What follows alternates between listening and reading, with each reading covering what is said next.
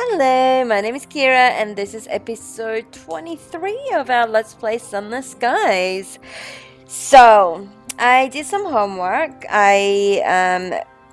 We were over here last episode, the Clockwork Sun. I made my way to London. I dropped off some things. I picked up some other things, and then I've traveled over here and to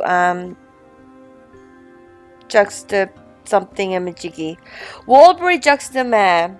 And I now have 3,422 sovereigns with my extra fuel and supplies and the ministry approved literature that I need to drop off at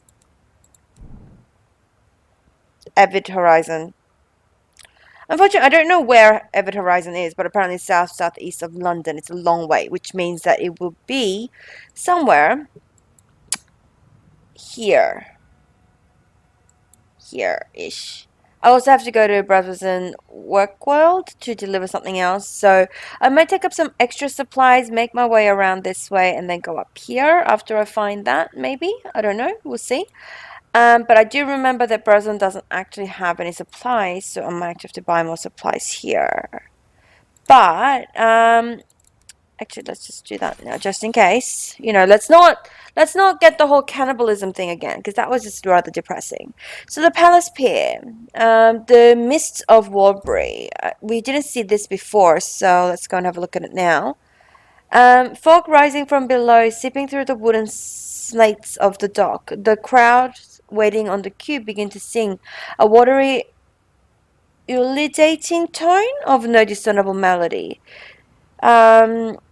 Should we sing or should we... Yeah, let's sing with them. Why not? Join the Song of the Mists. Our tower's being reduced. Good. Commingling. The song spills from your lips. There's no words in it, but as your voice rises as with the others, there is a sense of belonging. Gradually the mist ebb. The song stills. A woman exclaims with joy and holds up her right hand. The mists have left her a gift, a pink new finger sprouting beside her thumb. Lovely! She's got an extra finger. Right.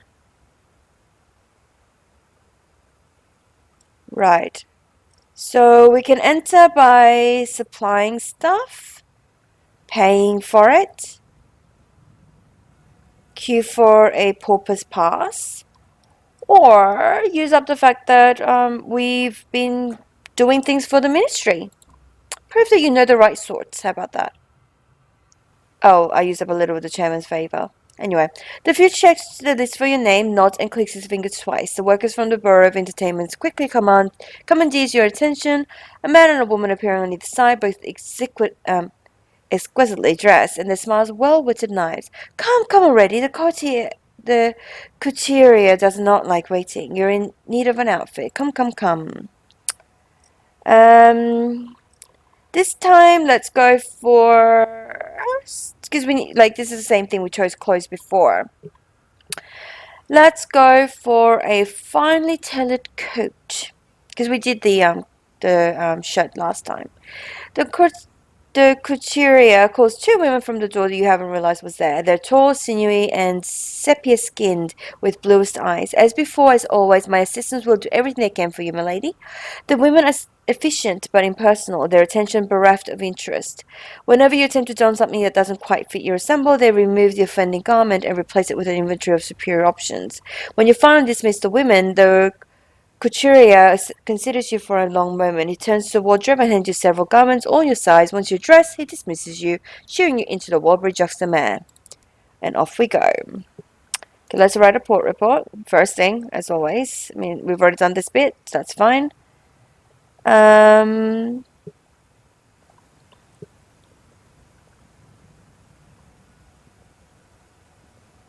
Ooh.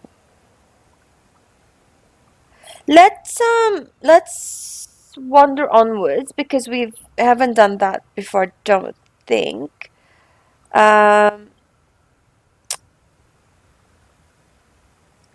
Wander onwards. I guess we kind of have to do these things, I guess. So let's go to the shops again. The barber smiles at you with too many teeth. Shave and Nick, he asks through the shop. His lushly pointed, crushed velvet and decadently purple aesthetic is conspicuously empty. He notes your glance and chestfallen and offers you to sell you a story instead. Great. Take a donkey ride. Why not? Your donkey today is uncommonly skittish, speaking at every sound, but at least its extended belly makes for a cushioned ride. If only it could move faster than a crawl, you return to the paddock of nervous customers, intact and only moderately traumatized. Lovely. Take a path to the beach again, shall we? There's a beach. Of course there is a beach. What else would there be? This is exactly what the beaches are. Great. So come to the lump cellar. It is precisely as advised. Hot, rubbery, faintly sweet, with a dashing of mirin and brown sugar, and an aftertaste reminiscent of roasted berries and the memory of better days. You graze on a palmful of lumps before you put the rest away. Nom nom nom nom nom. Leave swiftly. There's no opportunities for now. I mean, we can keep going, but at the end of the day, like, I think that we need to kind of keep coming here to be able to get like something else going, because I feel like there's something else here that we need to do, but we can't access it yet, and that's fine. I might buy 2 of the crockeries because they're on cheap bargain. I bought 3 by accident, did I? No. We're good. Alrighty, off we go, and we're going to make our way, like as I said, this way, and then try to go to the Brabazon Workworld without dying or starving. But anyway, I'll see you when we actually do all that stuff. Lady Apollo is working out well, I think. I'm actually going to shut up now because I'm worried that she's going to die. But anyway, see you soon when we get somewhere interesting. Oh my god!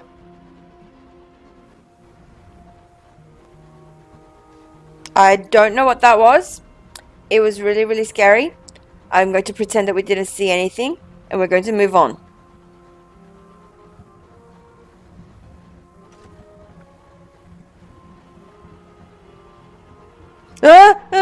What is this thing? What the fuck is this thing? Oh god. Oh god. Oh god.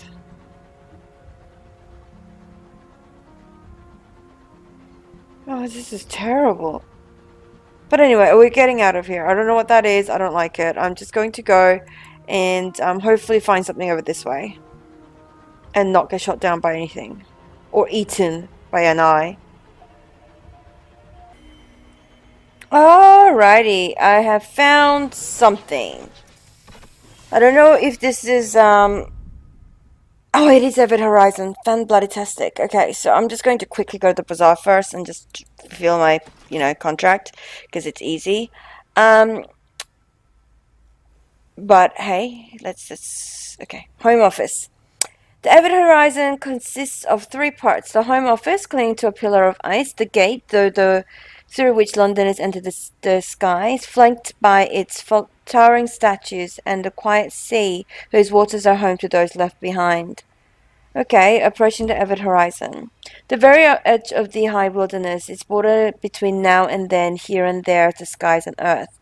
The few lonely buildings of the port face the great gates of Avid Horizon, bordered by 2 vast winged statues. The gate towers over the shrouded sea that divides the port and the gate. The other side of the gate opens far beneath the earth and the bleak shores of the subterranean sea. London rested there for a while Her Majesty was indisposed with grief. A handful of years ago, though, she led an exodus of Londoners through the Avid Horizon and into the sky. You were among them. Do you remember how you came to this place? A memory of fulfillment. The Celestial School. When the London lay in cavern far underground, the Celestials wrote nostalgically of the sun and the surface. But when the gate opened, their muses were within reach. The movement flocked north, penning odes to the warm breezes of heavens and the song of the stars. You charted passage as soon as you could, your work was suddenly in vogue, and you could travel in comfort.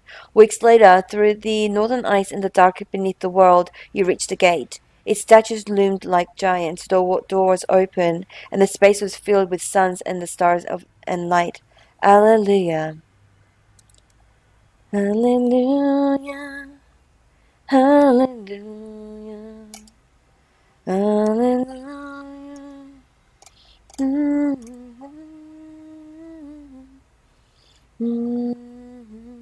I love that song. Can never sing it though. But anyway. The Home Office occupies a stately, albeit crumbling manor house on the edge of ice, precipice high above the quiet sea. Once thousands passed through these elegant halls on their way to Albion. The gate is closed now, though, and has been for over a year. No one comes through and no one leaves. Now only a skeleton crew staffs and only a handful of incomers remain, stuck here waiting for pardons or permissions that never came. Her renewed majesty has a long memory. Compile a port report. No way home. A few bureaucrats stationed at the Avid horizon for one departmental sin or another reside in desperate melancholy. Those detained within the fated confines of the bureau are almost reconciled to their fate, listlessly hoping for a reprieve from London that will never likely come. Beyond the bureau, the sea and the sky linger like morning mist. Exiles dwell here in the tethered ships strung together, dwarfed by the eternal and uncaring statues that mark the gate to a home that cannot be returned to. Well, that's a bit depressing, for sure. Present yourself at the Home Office, why not? Protocol is everything when it comes to dealing with London's bureaucracy, even at this outpost, especially at this outpost. The acting senior probator is responsible for monitoring all those trapped at the Home Office, the detainees forbidden entry to Albion, with no way back through the gate. He sits behind a little desk in the echoing hallways of the manor, precisely halfway between the station entrance and the exit to the sea. He keeps three things on his desk, a wind-up clock and two battered mugs. He surveys you coolly. You're welcome to take a look around. We have precious little in the way of diversions. You'll need a permit if you wish to sail the sea. I must ask you not pay attention to the cultists. There's a good reason they're never allowed in Albion.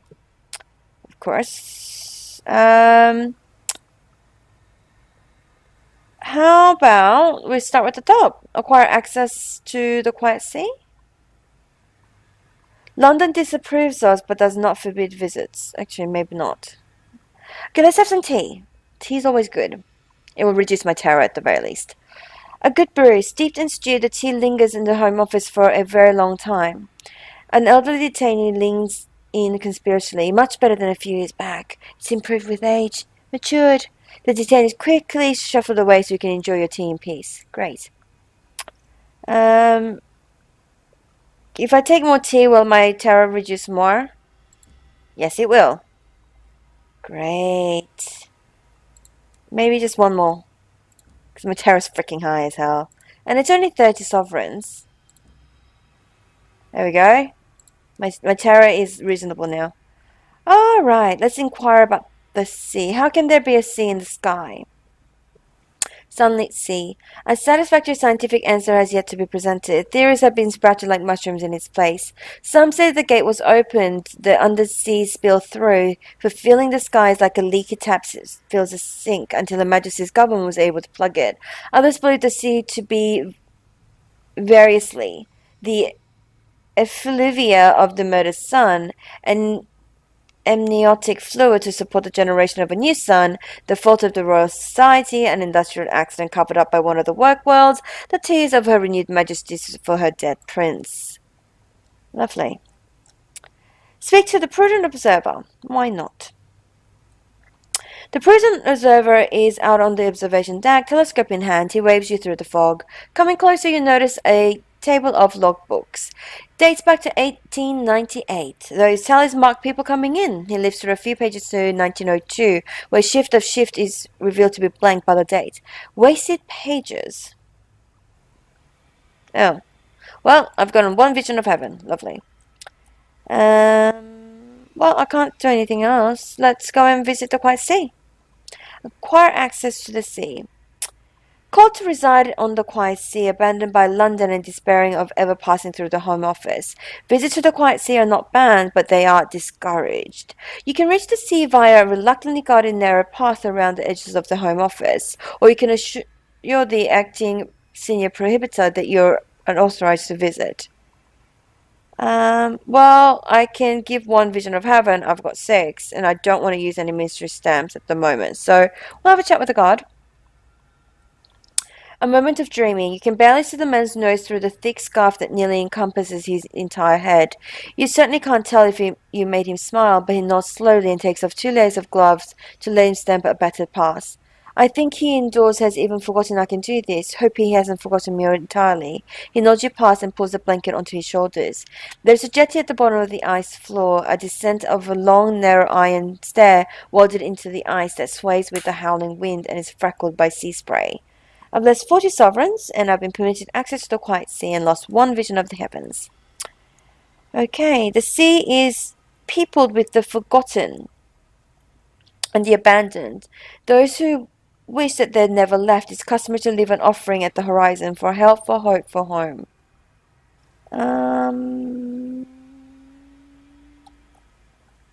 Sure, leave an offering.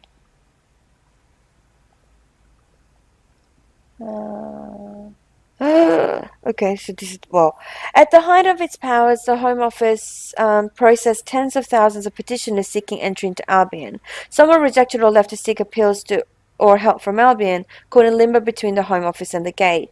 Here at the edge of the horizon, in the shadow of winged statues, detainees leave offerings, prayers, and messages to the world left behind. Supplicants to the cultists that dwell in the quiet sea, what will you leave behind? Food? Fuel? A body? That's horrible. Gold. I'll just throw some fistful of coins. That's reasonable. 100 sovereigns, whatever. Along, do you feel better? I don't know. Sit in contemplation. Does that help? Does it do anything? Hic sunt draconis. Why are you here at the edge of the horizon on an all but empty flotilla, far from the place where you were born, but no way back, if you ever wanted to return? How many waited for the gate to open? How many came through, unable to go further, unable to return? Where are they now? The water bubbles. You see your face emerge in the sea below, visible through the mist. Alright, we can approach the gate. 72% chance of success. Let's do it. Failure. Goddamn. On a sunless sea. 2 vast winged shapes guard the gate or something like resin, smooth but uneven. It is deep gant, the color that remains when all the other colors have been eaten. Ice crust over the cracks between its valves. You approach, your breath freezes, falls twinkling into the air. The merciless wind blows from everywhere to everywhere. It passes without effort through your breech coat, your flesh, your lungs. There is no way forward. Turn back. I now have 10 terror. Let's try that again. Success. On a sunless sea. The air is still and frigid, your teeth chatter, ice floes drift by in the mists. The gate is far from the flotilla. Your breath freezes in the air. A little craft loosely moored to the rest appears serviceable. Oars nest in the berth. You cut the rope and jump in, pushing out into the mist. The gate rises like sepulchre. Its statues, twin crouched figures, raises their wings in an arch. The gate between them is gant, the color that remains when all that color has been devoured. It is sealed, Sapphicus tight. When you touch it, it seals in your fingers into bitter cold. It will not open for you. This is the end of the sky. You can go no further. Lovely. Return to the Home Office, I guess. There's not much else we can do. Let's take some tea to reduce the terror again. Because, you know. Spend some money. It's fine. Take more tea. Alright, now go to shops. And let's see if we can buy some supplies. Alright, lovely. We can't buy any more fuel, but we can buy supplies here. And then we can try to go to Brabazon Workworld and then to London. I will see you when we get to the Workworld, so we can hand in those pamphlets about how to tie bow ties properly, because people so need that. I don't know how to tie a bow tie, I don't think. Actually, no, I think I do. I do know how to tie a tie. And I do know how to tie with a Winchester. Is it the Winchester knot or double Winchester or something like that? I know how to do all of the fancy ties with it. It's fine. And then I also know how to do a really pretty bow on the hanbok, which is like the Korean traditional dress. Not that I have one anymore. I do have a hanbok inspired like skirt and shirt combo that I do adore, but I think I've gained too much weight to wear it at the moment. The skirt I can wear because it's you know, like movable. It's adjustable, but I can't wear the shirt. I've gotten too fat. I've gained so much weight since I've been sick. But that's okay. I will get my exercises in, I will get healthy, and I will get fit, and I'll be able to fit back into the dress again, eventually. But anyway, praise and work. I'll see you there. And here we are.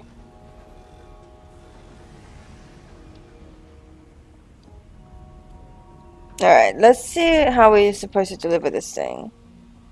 We'll just go to the bazaar first because I do need some unseasoned hours, I believe.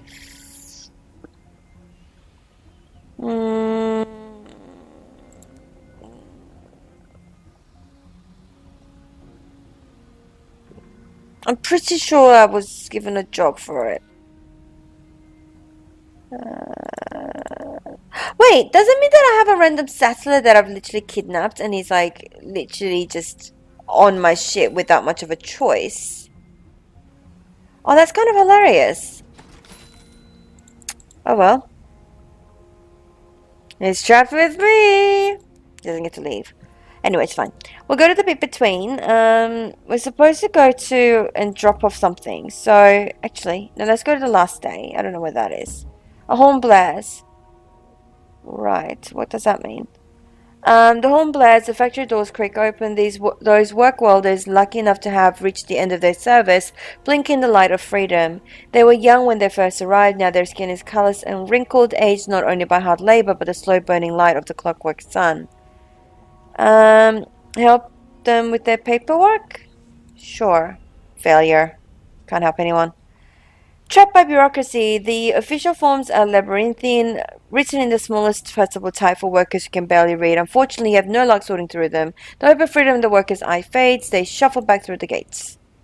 That's a bit depressing. We couldn't help anyone. The bit between.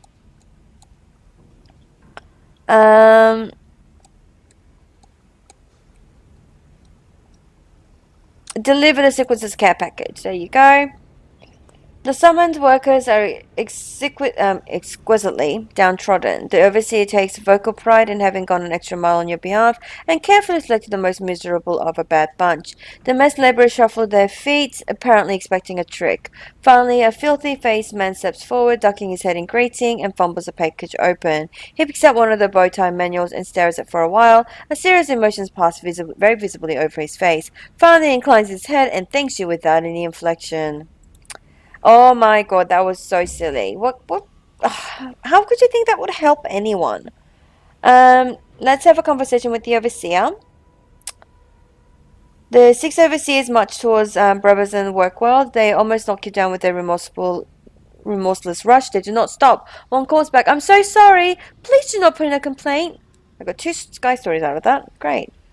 Little niece? What's in little niece? I forgot. I think I can get... let's recline on a bench, lose my terror a little bit. Write a port report? Because I don't think you can write a port report here. I have to write port report from Brabazon. Let's listen to the governor's request. Brabazon must be self-sufficient. Without industry to justify their lighting, our fires will go out. We must have work. His brow furrows. The workers refuse to understand that they live so long as they work. It's not a threat, the fact of living here. They require hope. Give it to them. Not enough to stir them into revolt, but enough that their fires will remain lit. Okay.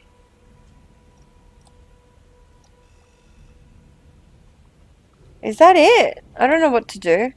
We'll converse with the governor. I'm immensely proud of our workers. Industry is up. Our ours refining is more efficient than ever. Our weavers are the best in region. I've seen and heard rumors that Her Majesty commented positively on a glass piece made by one of our very own blowers. He beams at you. Albion wouldn't be the same without them. So I've lost 2 Salon Stewed Gossip to have 1 dry tea. Not sure if that was actually very profitable, but sure. Let's go back to our locomotive and let's go on a tour of the Workworld again. Uh-oh. I used the minister's stamp. God damn, I didn't mean to, but whatever. Receive the carriage clock. We've read all of this before, so I'm not going to do that again. Admire the rugs. Sure. Smile at the workers. And sneak away from the group. Write a port report. And explore the true Brabazon. You're backstage now. A thin, determined girl pulls a handcart along the street. Lying on the back is a rag-wrapped corpse. Many failed to pay off their debts at the Workworld and ended theirs here. Should the deceased have any debt still owing, it will now become the responsibility of his descendants and relatives. Oh God, that's terrible.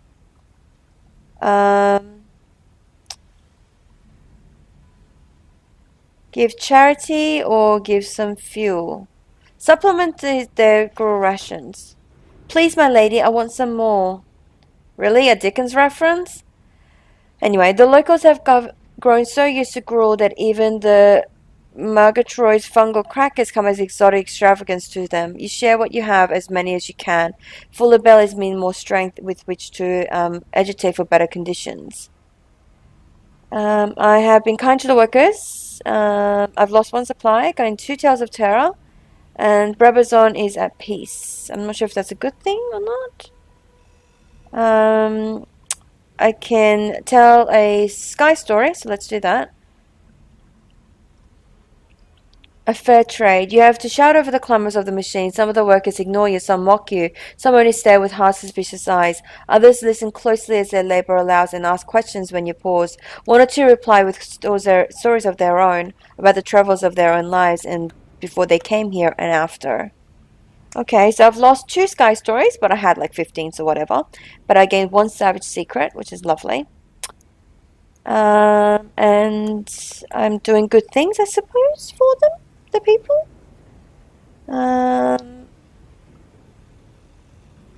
Let's give them more supplies because London's right nearby. It's fine.